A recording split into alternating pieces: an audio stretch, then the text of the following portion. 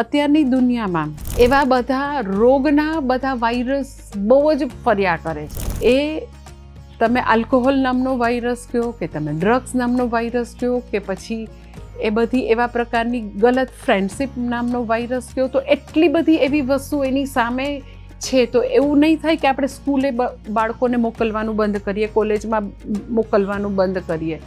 એ બધા રોગના જીવાણુઓની વચ્ચે જ બાળકોએ જીવવાનું છે. તો રોગના જીવાણુની વચ્ચે જ્યારે બાળકે આ જ જમાનામાં જીવવાનું છે, આ જ ઇન્ટરનેટ, એ જ ઇન્ટરનેટમાં જે આવતી બધી સારી અને પુષ્કળ બધી ખરાબ સાઇટની વચ્ચે જ એને જીવવાનું છે. કારણ કે એનું હોમવર્ક પણ ઘણી બધી સ્કૂલમાં એમ કે એ લોકોએ કમ્પ્યુટરમાં કરવાનું છે, એ લોકોએ તો કે અમુક વેબસાઇટમાં એ લોકોએ એ બધી વસ્તુઓ જે છે ત્યાં આગળ એ લોકોએ ખોલીને ભણવાનું છે. તો એ ગલત વેબસાઇટ પણ એની સામે આવવાની છે, સારી વેબસાઇટ બી આવવાની છે. એટલે દુનિયામાં એની સામે એવા કોરોના વાયરસ જેવા લોકો, આવા વ્યસનવાળી વ્યક્તિઓ, સ્ટુડન્ટ્સ, એવી ઘણી બધી વસ્તુ એને મળવાની છે.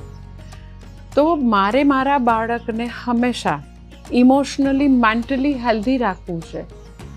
તો એને મારે એક સંસ્કૃતિના જ્ઞાનનું કવચ આપવું પડશે. એ દુનિયામાં જે વાયરસ જે છે, તો દુનિયાને આપણે બદલી નહીં શકીએ. દુનિયાના વાયરસ જે છે એ બધાની સામે કોઈ એના પ્રવાહોને બદલવું એ પણ મારા હાથમાં નથી. પણ હા, મારા હાથમાં મારા બાળકની ઇમ્યુનિટી વધારવી એ મારા હાથમાં છે. અને ઇમ્યુનિટી જે છે એ આપણો સનાતન ધર્મ છે.